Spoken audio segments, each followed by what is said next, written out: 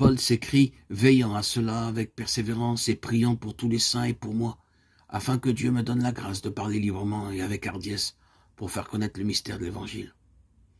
Mais Paul, je croyais que tu avais reçu le baptême du Saint-Esprit. Tu n'as pas besoin de nos prières pour que ta bouche s'ouvre hardiment. Mes amis, frères et sœurs en Christ, bien-aimés, Paul savait ce qui en était de cette guerre céleste. Aucun homme ne peut prêcher l'Évangile si le diable peut l'arrêter. Et cependant, vous avez laissé cet homme parler en chair, sans l'aider par votre prière. Vous avez laissé l'ennemi le tromper, l'induire à prêcher un évangile qui n'est pas l'évangile. Vous avez blâmé l'homme, et vous n'avez pas compris que la puissance qui l'a aveuglé et qui l'a détourné du vrai chemin était dans les airs.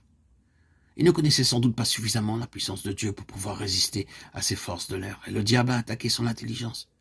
Il y a mis toutes sortes d'idées que dans son cœur il ne dira jamais, s'il se rendait compte de ce qu'il disait. Il y a des hommes qui crucifient le Seigneur Jésus de nos jours et qui se couperaient la main s'ils en étaient conscients. Il y a des hommes qui aiment le Seigneur Jésus, qui disent des choses qui ne viennent pas de son évangile, et cela sans le savoir. Et pour moi, dit l'apôtre Paul, afin que Dieu me fasse la grâce de parler librement. Enfants de Dieu, bien-aimés en Christ, frères et sœurs, mes chers amis, si vous voyez un homme prêchant le véritable évangile aujourd'hui, voyez un homme que le diable attaquera puissamment. Il emploiera toutes les ruses possibles pour l'attirer hors de la vérité. Priez donc pour les messagers de Dieu, priez pour ces hommes prêchant en chair, priez qu'ils puissent vivre dans la lumière du calvaire, priez, enfants de Dieu, priez, mais priez cette prière de victoire, cette prière de puissance, cette prière qui reçoit ce qu'elle demande. Priez donc cette prière qui lie, attache, emprisonne le diable et qui peut délivrer de nombreuses âmes.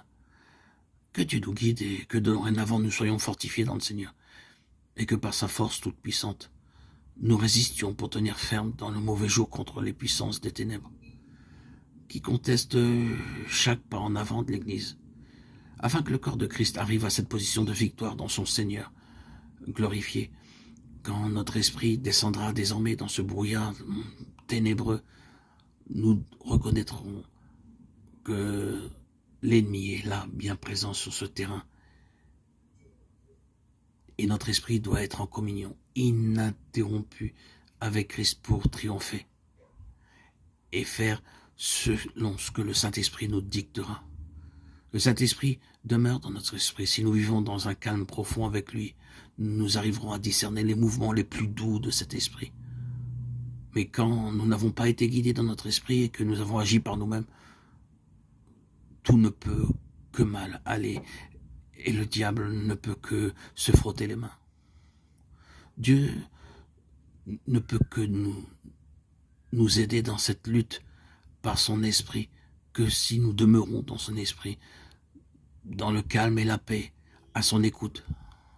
C'est la lumière que Dieu nous a donnée, afin que nous puissions devenir des soldats intelligents, capables de triompher dans la lutte, de discerner où se cache le diable, et ainsi nous rallier aux forces de lumière, à l'Esprit Saint, qui est l'âme la plus puissante pour recevoir la victoire, la couronne.